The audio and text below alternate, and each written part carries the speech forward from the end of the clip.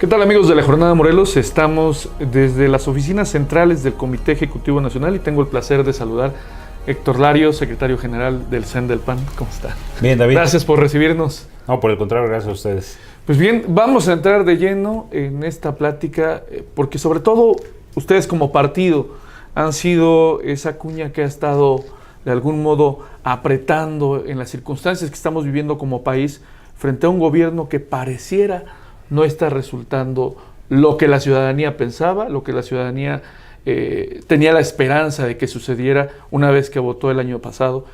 ¿Cuál es la expectativa que tiene el PAN frente a lo que está sucediendo en el país? Bueno, el reto es muy grande porque si ciertamente hay algún desencanto de un sector, sigue teniendo una aprobación de más del 60% de los votantes. Y lo que hay que hacer el gran reto es aprender a explicarle a la población que lo que importa es que vivamos bien todos, sí, que haya empleos, que haya salud, que haya educación de calidad y que varias de las medidas que ha tomado, que pueden ser a lo mejor muy populares, van en el sentido contrario y van a afectar nuestro bienestar. Si nosotros logramos afrontar con éxito este reto, poco a poco va a haber desencanto, sobre todo en la parte blanda de apoyo de López Obrador, y de esa manera también el presidente es una persona inteligente, va a leer las señales y va a moderar algunas de las decisiones arrebatadas que toma y que van dañando el bienestar de los mexicanos. Con ustedes prácticamente inicia el gran cambio político democrático de nuestro país en el 2000, cuando la gente dice, le damos vuelta a la página, alto al régimen que nos conquistó, nos mantuvo durante 70 años, y ustedes entran al poder durante 12 años consecutivos, 2 gobiernos seccionales. ¿Qué consejo le darían ustedes al presidente de la República después de que, bueno, al final de cuentas pierden el gobierno, se dan cuenta, porque lo han dicho algunos de los actores principales del PAN, que se cometieron errores y que se cometieron algunos yerros? ¿Cuál sería el consejo? Bueno, me parece que la posibilidad de errores es mucho mayor ahora. En los 12 años que el PAN tuvo el gobierno federal, no tuvimos mayoría en ninguna de las 2 cámaras. Hoy tiene mayoría en ambas cámaras y tiene mayoría calificada en la Cámara de Diputados. Ha podido mover la Constitución en temas que eran muy sensibles y puede engolosinarse y pensar que todo lo puede, como en este momento. Emitir memorandos que van por encima de las leyes, hostigar a autonomías como ha hostigado a la Comisión Reguladora de Energía de una manera de confrontar públicamente al presidente, de acusarlo de varias cosas que no son ciertas y adicionalmente de proponer gente de muy bajo perfil para que sean comisionados de la Comisión Reguladora de Energía y no permitir que se reúnan, por cierto, y suspender las licitaciones que había para participar de empresas privadas en la exploración y explotación del petróleo con fuertes regalías para México. Esa era una alternativa muy viable para Pemex. Insistir en hacer proyectos como Dos Bocas, en donde no hay una sola refinería que se esté construyendo en el mundo, y mucho menos en el Atlántico, que tiene sobresaturación de refinerías. Me parece que ese tipo de decisiones las tenemos que hacer visibles por el costo que significa para México. Alguna gente le pudo haber sido simpático que cancelara el aeropuerto. Sí. El tema no es si el aeropuerto era en Texcoco o no era en Texcoco.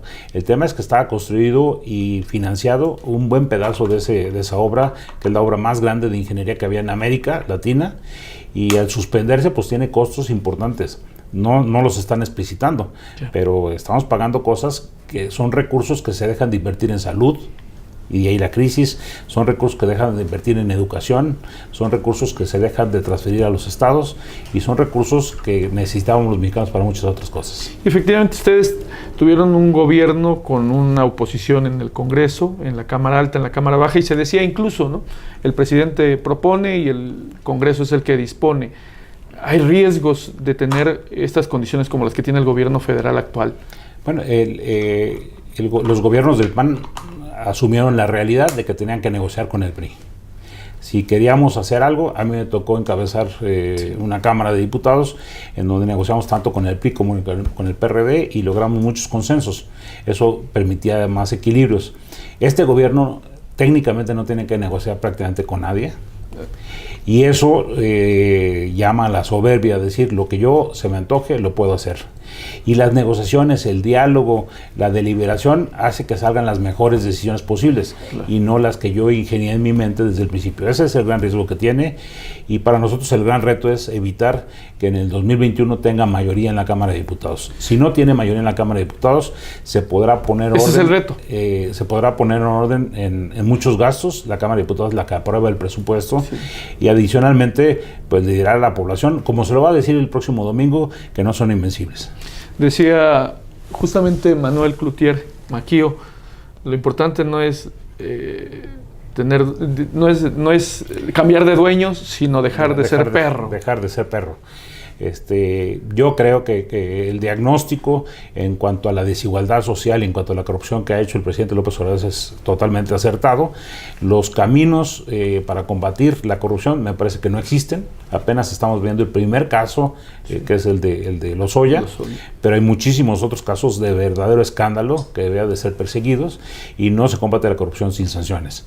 Y adicionalmente no vemos medidas que ayuden a equilibrar la desigualdad. Se canceló el programa Prospera. Sí.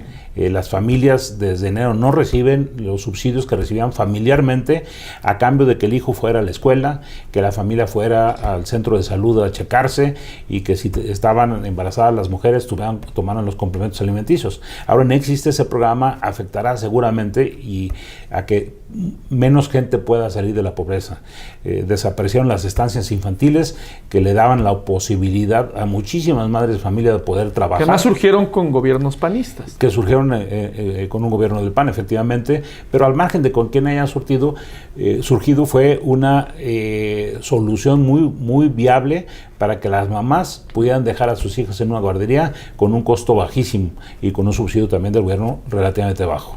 ¿Cuál es la expectativa del PAN para los próximos meses?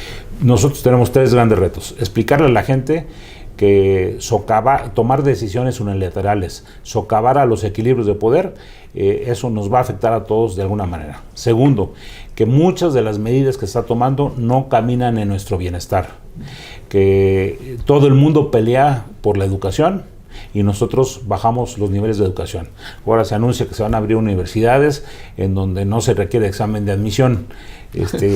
Si los estudiantes no le meten esfuerzo, no tienen retos, no tienen dificultades, menos preparados van a ser y menos posibilidades de desarrollo y de crecimiento personal y familiar van a tener.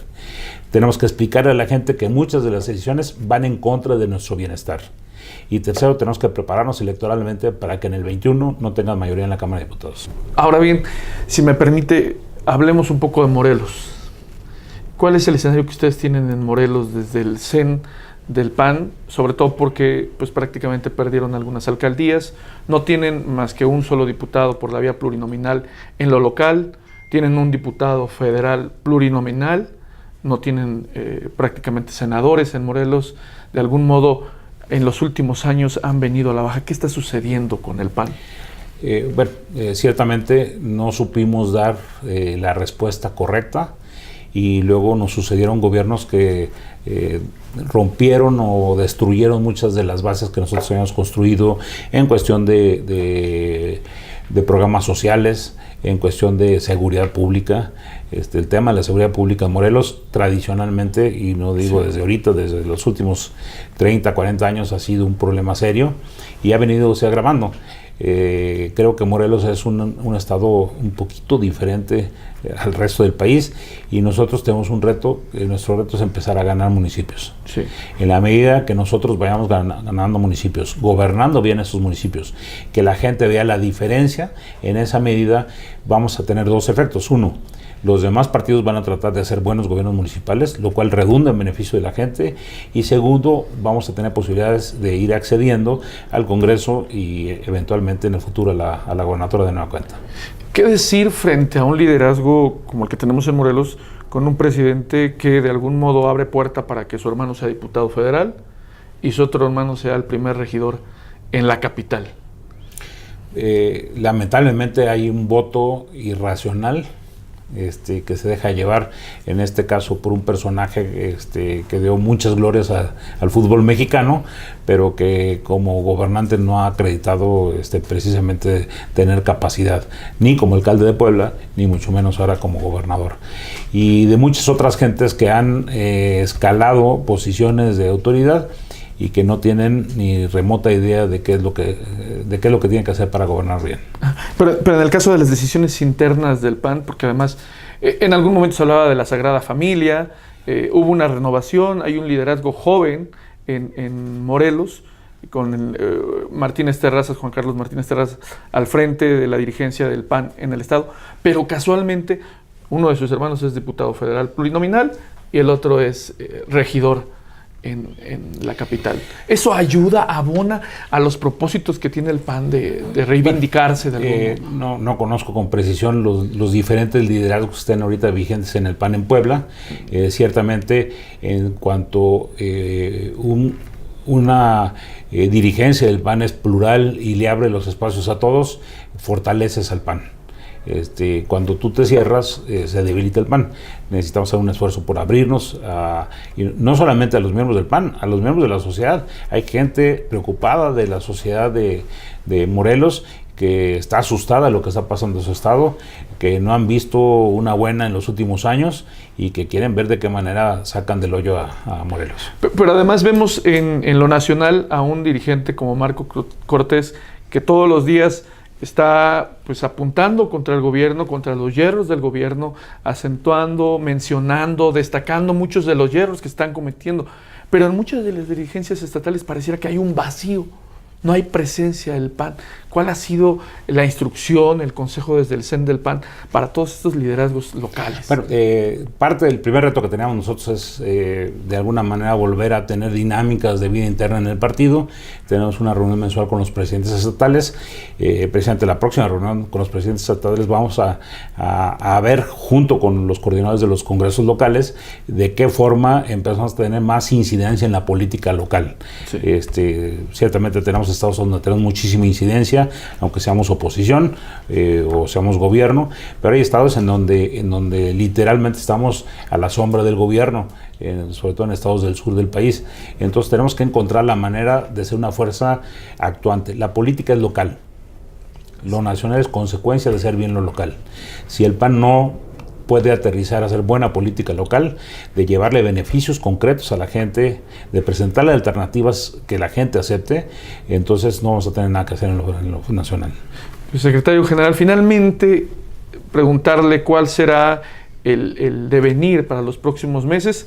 Concluyen las elecciones y cuál será el devenir próximo más cercano para el PAN frente a lo que está sucediendo. El camino que tenemos es fortalecer las estructuras estatales y municipales. De hecho, en este semestre renovamos todas las consejos estatales, todas las dirigencias municipales del país, las vamos a renovar en el transcurso de este segundo semestre.